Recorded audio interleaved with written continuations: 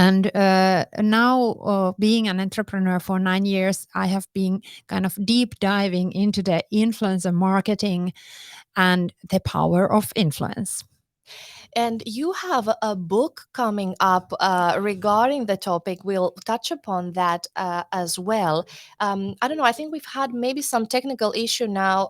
Now we're back on line. So this is the Event Success Insight podcast. Inna-Pirjetta Lahti with me from Pink Helsinki.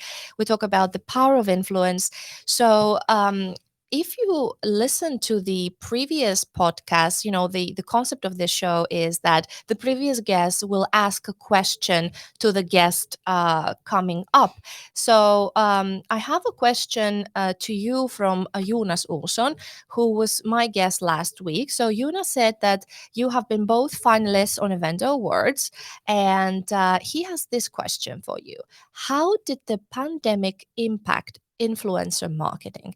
In Jonas's opinion, he thinks that perhaps it has become more affordable in an online setting, in online events, to use influencers and influencer marketing. Is that the case, or is it not? According to your experience, you know better. And the second question from Jonas to you is, how could we better utilize influencer marketing on a B2B events, so in a B2B setting and B2B events? So if we start with the pandemic, what impact the pandemic had on influencer marketing? I believe that the biggest impact during the pandemic and now also what we can see during the crisis in Ukraine is that the influencers that have large audiences, they have finally understood their power. So they really got the message that they can help spreading the right information, and also they can cut the wings from the disinformation. And they can really help by not only by taking kind of like sides, but by sharing information and directing their followers to the right information sources. Mm-hmm. So I think that's maybe the biggest change what we have seen, not only in Finland, but also internationally.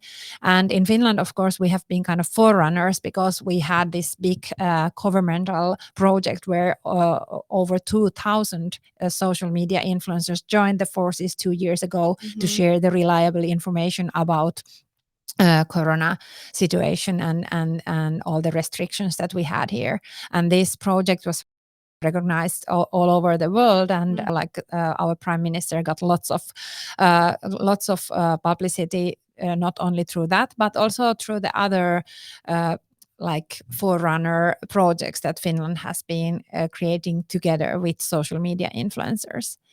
Then, of course, from the business point of view, the influencer marketing, I think it has got a boost, like the all business in web, because since everything was closed and we stayed at home, more and more the communications and also the business was done virtually. And of course, that was also an opportunity for the companies, but also for many influencers. And how about then in the B2B, business to business settings, the role of the influencer marketing there, that perhaps in Jonas' opinion it's a bit underutilized? I think that the biggest thing is to think your event before, during, and after in social media. And then when you think who are coming to your event, you should think who are the influencers. Like they might be your partners, they might be your guests, they might be your own personality, but also above all, also the speakers coming to your event. And that's also something I have been speaking many times also, for example, with my speaker, that how the speakers who are joining one event as keynote speaker or panelist, how they could leverage the information before the event, during the event, and after the event, and that way how the entire event can virtually reach much bigger audiences with their messages than only for those who are actually attending the event.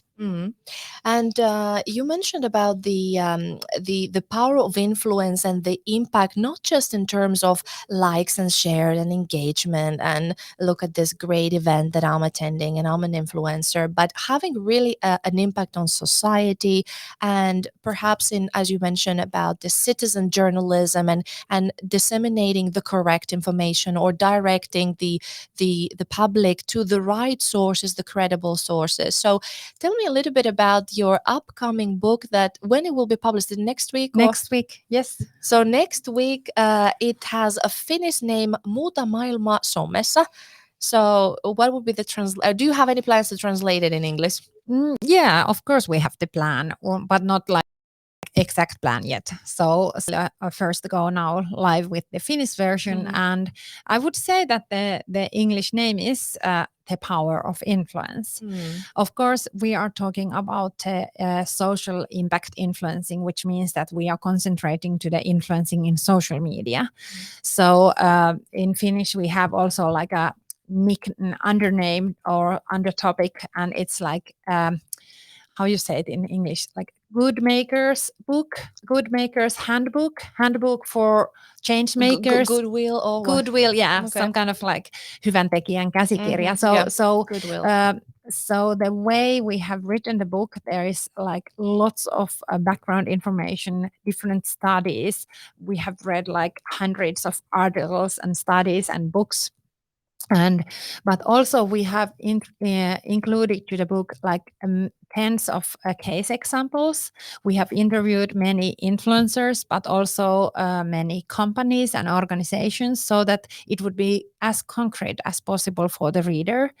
But also we have lots of lists, like how to do it, how to communicate about your responsibility, how to use different channels when you want to communicate about responsibility or social impact issues, how to collaborate with influencers, how to measure the collaboration, and for example, how to prepare for the crisis communication. So there are lots of like very practical tips and lists how to use social media for making the impact in the world.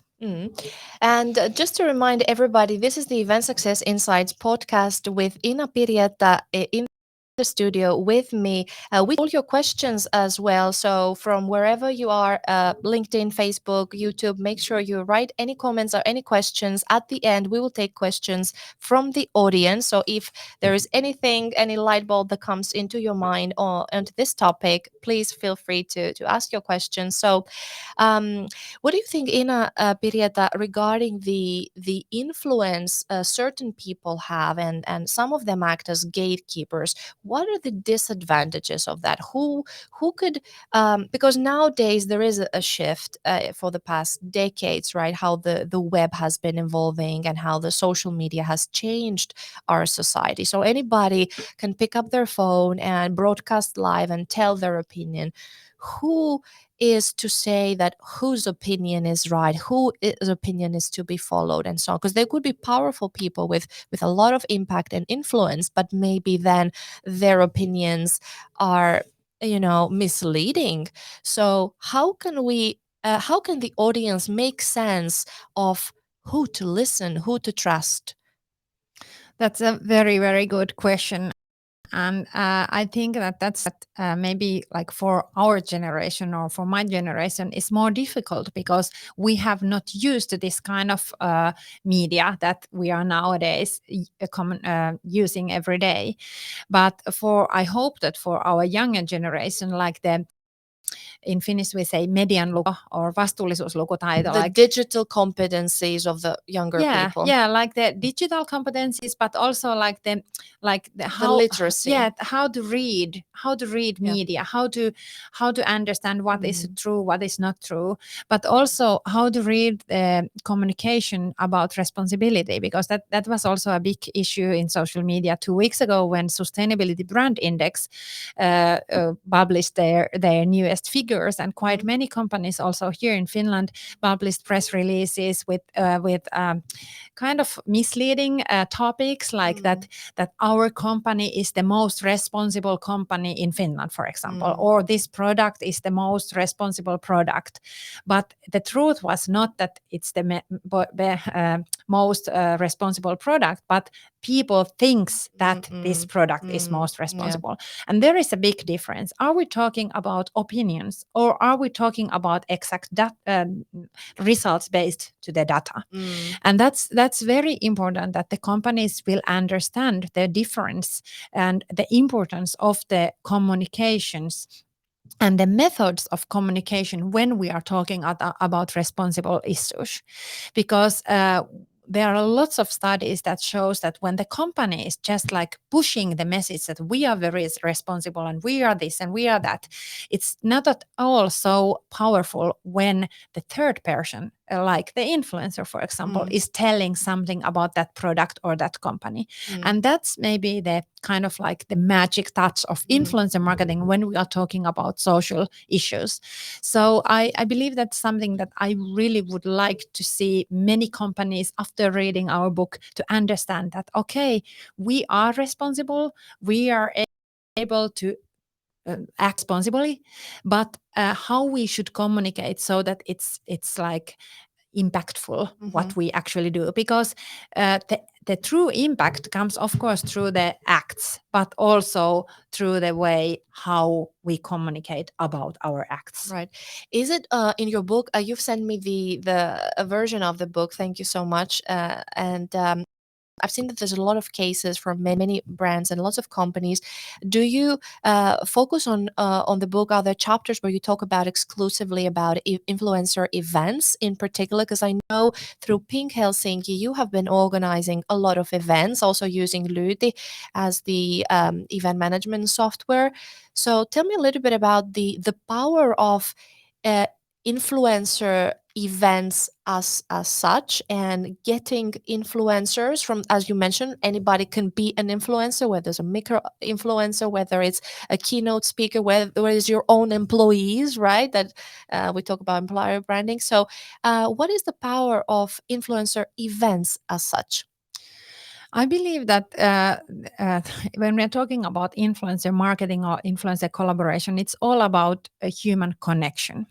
And what could be a better way to create and strengthen that connection than an event? So at least for us and for our clients, we see that influencer events is the way to strengthen the connection with the influencers and actually get to know better those people behind those channels who then make the difference. And for us, I have been working with Lyyti since I started almost 9 years ago already. And so I believe that our common path is pretty well discovered.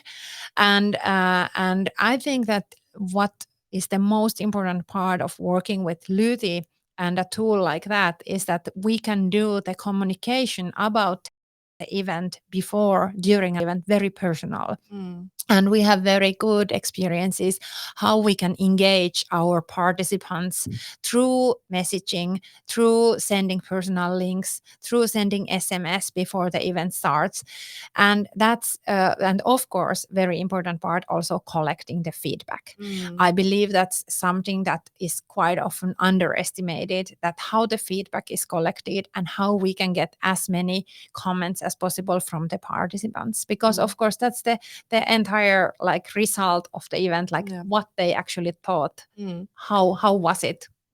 Exactly, and I like that. I've been in your events as well, and I know that your company is organizing very much. It has this human touch in your event, so it's very clear from the very beginning. Because a tool is a tool. So Lyyti is the leading event success platform in the Nordics and with a European and global presence.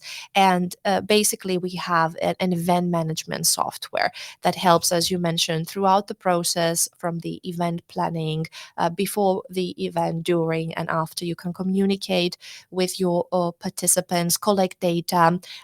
We have the experience value score as a metric, and I know that you have been using it in your events. I have been taking the EVS service as well after attending one of your events. But it's important also that who are the people behind the tool, because then you put the right personalization, your right touch. So I think it's a big kudos and applaud to you and your team as well, because you write read those messages, you're in contact, you're asking the right questions, you have, as you said, the participant experience at heart. And this is very event success management, what I'm preaching in my job at Lyyti, like having the participant as a human at the center, not the event as such, or the company, or the project as such. So what is your approach when you organize an event with your team?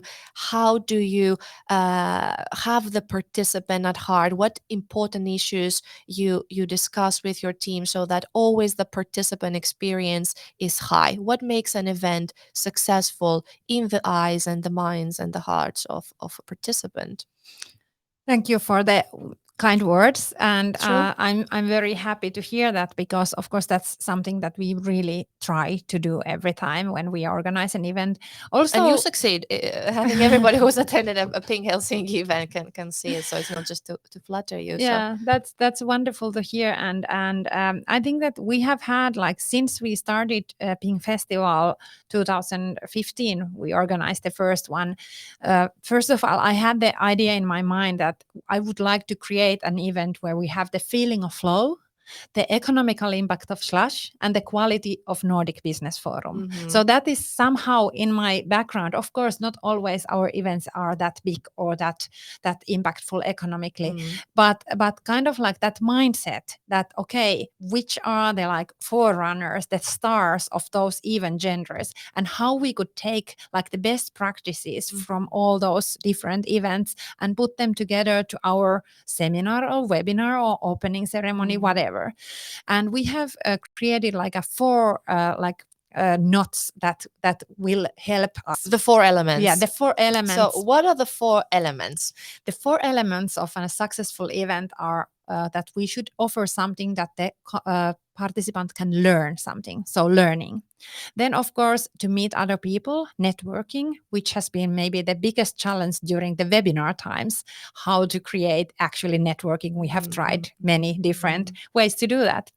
Then, of course, all the events has to be inspiring. We have to really offer an inspirational experience for everybody. And then what kind of experiences are they? Like all the senses somehow present. For example, in our webinar, when we start, there is always background music, and we always come with a cup of coffee like 10 minutes before the event starts, even though we are virtually, but we are trying to get the relaxed feeling for those people coming online, so that it's not like just a slide there waiting, like empty slide waiting there, but there are actually people around already before the event starts, even when it's a webinar. Yes, so the 4 elements of making a successful event, as you said. So, and this is the approach that I like also in every event organizer, that they see events very holistically. And as you said, you took the best lessons and practices from other successful events. So you benchmark and say, what do we learn from there? How do we take it forward? So this is exactly event success management. It's about continuous learning, continuous improvement, step at a time, in order to create better and better events with better experience for the participants. So you did mention about the measuring of the impact and the event. So I would like to ask you, how do you measure in your events the success of your events? I know that you've been using the experience value score, the EVS, and then do you make some follow-up surveys as well? So what other metrics and insights you get from the event participants? How do you analyze, and what sense do you make out of this data to make your next events even more successful? Normally, we use at least 3 different measuring methods during and after the event. Right when we end, we always have the poll, which is the kind of lowest and easiest way for the people being online, just saying that was it valuable, and what kind of opinion they have for the event. Then, of That's course, for the online events, right? That's for the online events. And then, of course, this tool from Lyyti helps us. And then we also send always a longer feedback form where we can also add questions regarding like the future speakers or themes or topics, because that's something that we cannot add to this what was the name of the EVS. AVS? Yeah. EVS. Experience Value Score, yes. Yeah, EVS. Yeah. But anyway, so that's the 3 steps that we do. But of course, we can then measure also, like, for example, during the webinars, how active the people are, how many questions we get, how the chat is. Are people like communicating with each other or with the panelists and speakers? We quite often create also a LinkedIn event where we are trying to be active and network with people and connect with new people and participants, also connecting with each other. And also one very important thing. So now, just to pause here, everybody who is listening through LinkedIn, let's connect with each other and send your comments and tell us who you are, where you're tuning in. Are you in the event industry? Why are you listening to this? What makes it interesting for you? Are you an influencer, or are you in the field in general? So if you'd like to share some personal information, let us connect with you. Let us find out about you. So yes, Inna, you were saying about what you do in your events too and how you measure. But you did focus mainly now, or you've just been talking about online events. How about then the physical, in-person, face-to-face events? Are those happening in the near future? I attended an event recently that you hosted at Piku Finlandia. What is your take on that? How can we measure then instantly during the event in a physical, in-person event?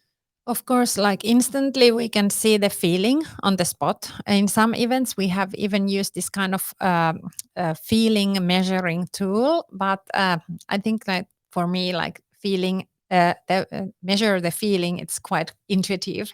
So you can see it. And you can sense the room, the energy, exactly. And the people's smiles and how they are. But then, of course, since we are quite, most of the events are organized for or together with social media influencers, of course, then we see how it will spread in social media. And of course, that's for most of our clients, the most important metrics, how many posts and what kind of sentences and what kind of sense of feeling we can spread also in social media about the event. So I believe that's maybe the most important metrics for our clients today. Of course, then we collect the feedback also from the participants in real events, so to say.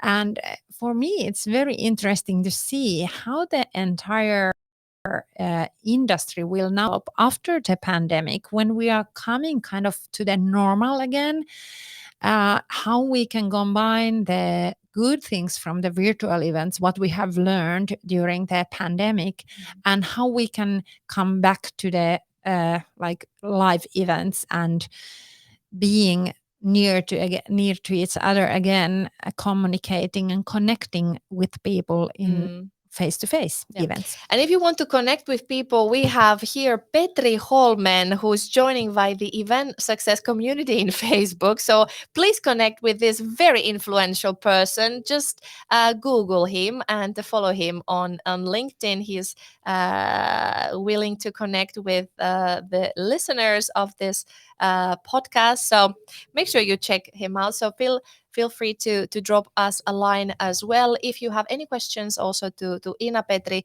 feel free to shoot them in the chat, or anybody. So this is the Event Success Insights podcast here from the heart of Helsinki. We have Inna-Pirjetta Lahti today, very influencer person yourself, influential person you are, and you always manage to get for your events a lot of media publicity as well. How do you achieve this? Is it the newsworthiness of the events? Do you try to find an angle that the media will be really interesting? Basically, how do you event unique for your client so that all the influencers and also the traditional media are interested in and they write about it and they want to share what happened? So how to make a newsworthy event that draws attention?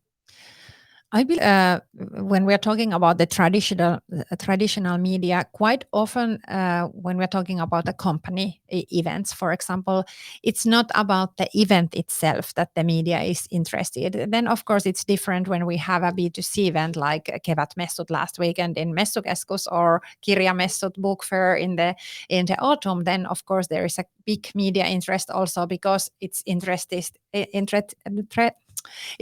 of the audiences and the readers of the media to know what is in the program.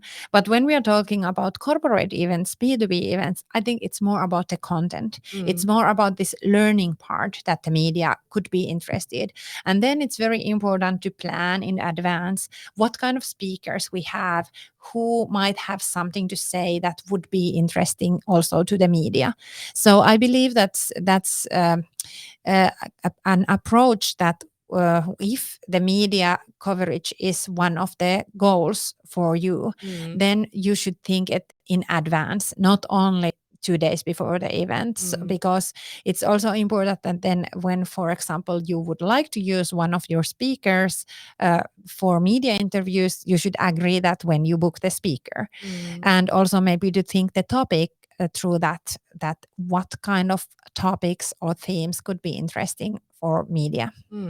We have here a Facebook user. I cannot see your name here, unfortunately, but someone from Facebook is commenting, good discussion about the topic. I need to jump to the next meeting, but happy to watch the recording afterwards.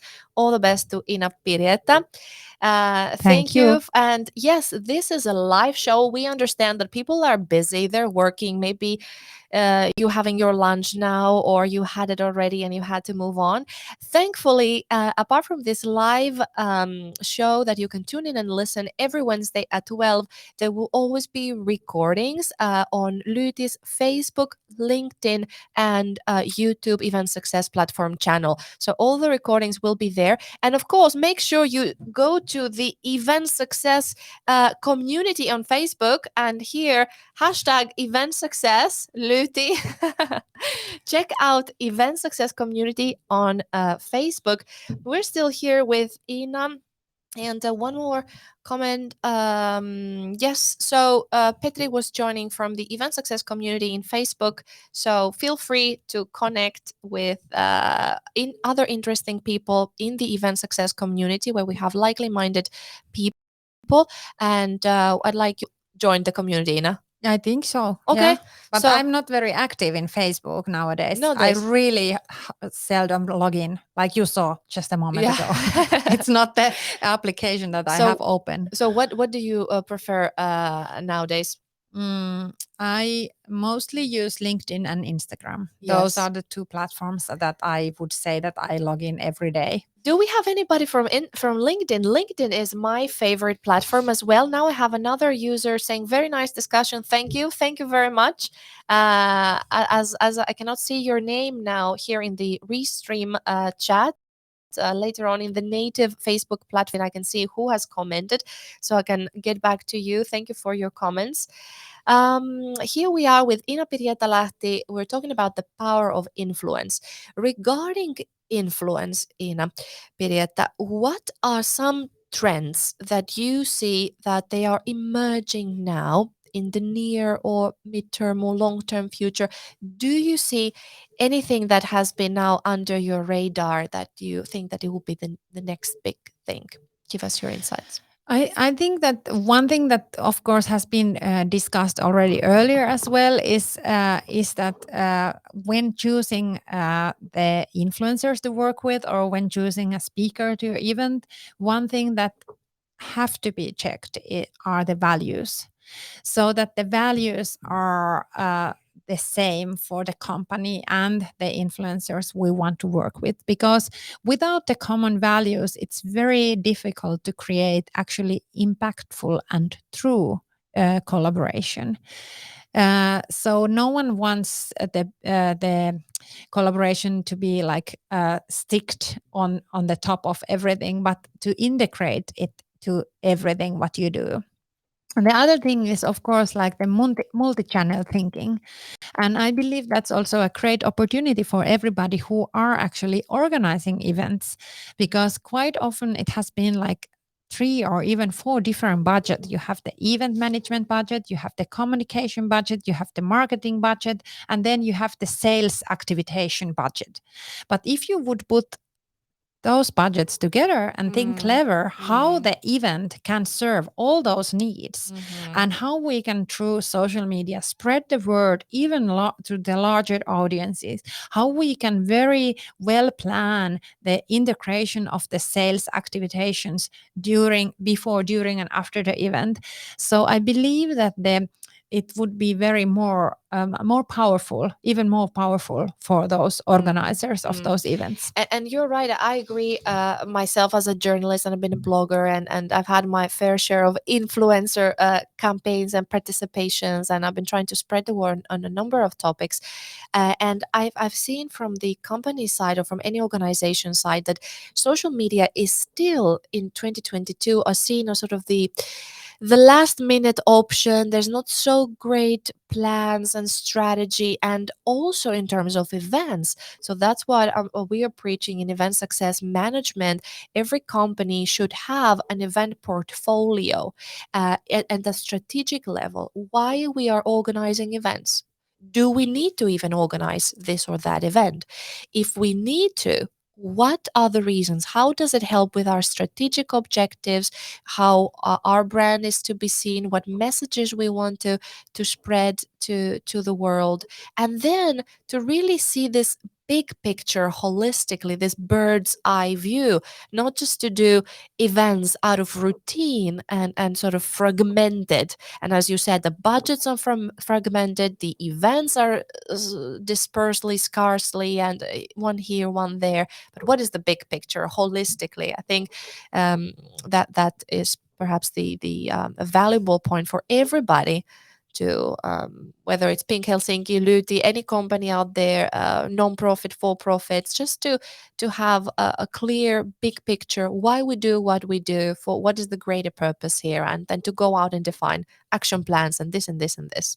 Exactly. And always remember to think the human first. Like, who are the person that we are targeting our communications, our message, or our event, so that we can always think that what they actually need and how we can serve their needs. We in Pink Helsinki, we like to say that there is like this win-win-win-win saying that win-win-win-win. Yes, so 4 right? wins. 4 wins. 4 wins, and the first one is that it should be always done the collaboration with the influencers. Conditions. So the influencer know best what kind of content, what kind of approach we should have about your company, your product, or your service for their audiences. Then, of course, behind that has to be the goals of the organization. Like you said, the strategic goal. No influencer marketing can be effective if there is not clear goals that will be also measured after the campaign.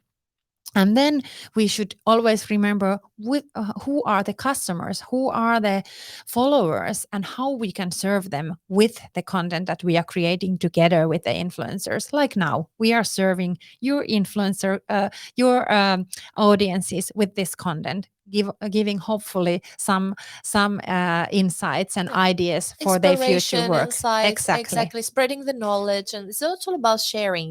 Yeah, exactly. And then the fourth win, that's what we have added now, actually, after the COVID, and what our whole book is about.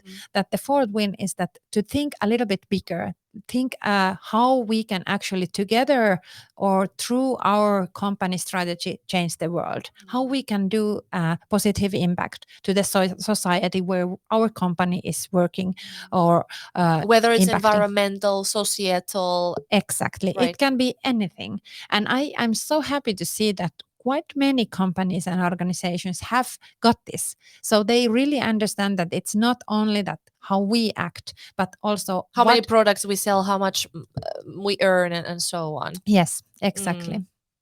Great. We are here towards the end of this live podcast. We can go on and on. You're, I think, the personification of an event success manager. So you're just doing the right things, continuous learning, the impact, the human factor, human centric approach. So I think lots of lessons can be learned by your approach and. Pink Helsinki's approach to organizing events and being in touch with people in every interaction.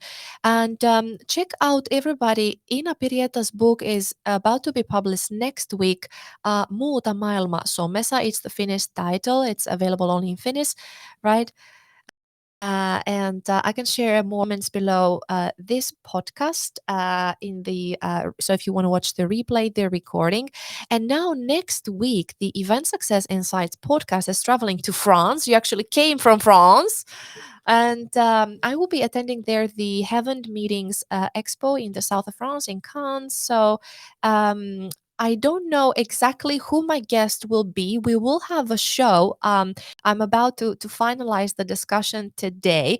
However, Inna, I would like you to ask a broad enough question or any question that I can address with my guest in the live show that will be on April 20th, broadcasted to all of you from the south of France, from Heaven Meetings. So, what question would you like to ask to? There will be a lot of influencing and influencer people there attending from a variety of industries. It could be an airline, perhaps, maybe my guest from the airline industry. But what would you like to ask? I think anybody can tackle the topic.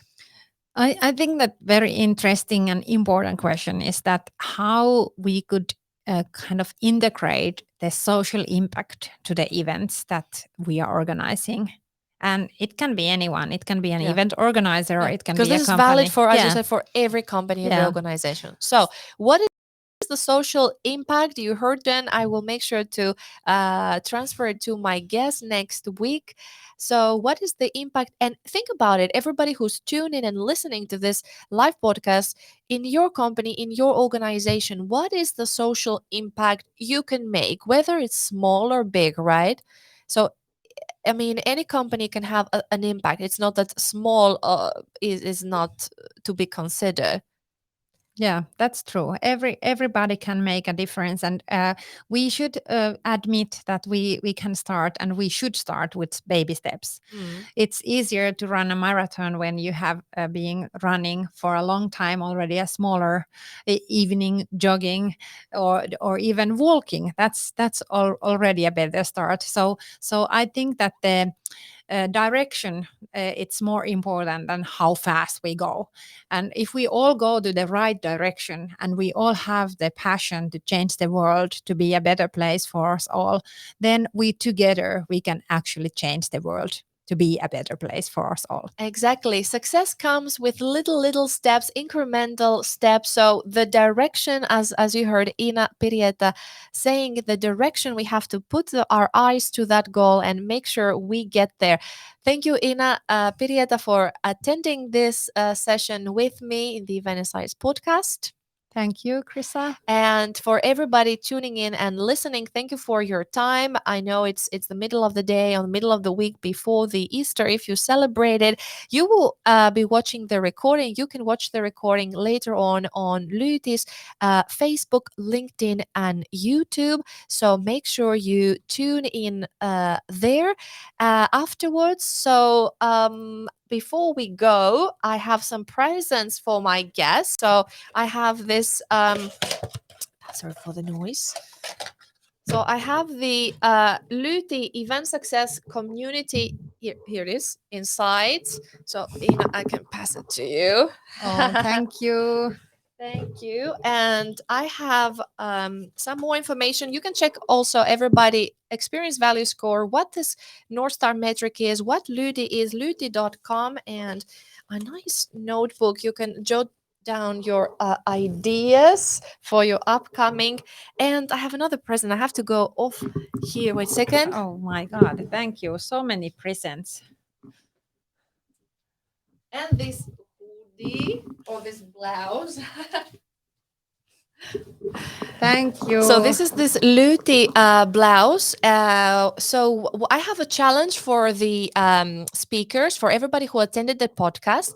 So now I've given you this presents, and the challenge is we would like you to wear this blouse, and you can take your coffee cup there in an event you're organizing, snap a picture and send it to me. So then we have who wore it best, and tell us a little bit about your event. So would you be ready to take this challenge? Yeah, I have to admit that we have always these Yeah, yeah. Ohana dresses in our events, but I know. I'm sure it's possible to put this on and take Yeah. a picture. Yeah, for a while, so you don't Yes. have to wear it throughout the event, but put it on. I know you have Ina and all her team at Pink Helsinki. They wear these very beautiful shirts with the floral shirts, so you cannot miss the ladies there. I don't know if Tuomo is wearing the same. Is yes, he is. He's having the black one that I'm wearing he? in the Okay. picture Yeah, so Tuomo is the only gentleman in Pink Helsinki until now.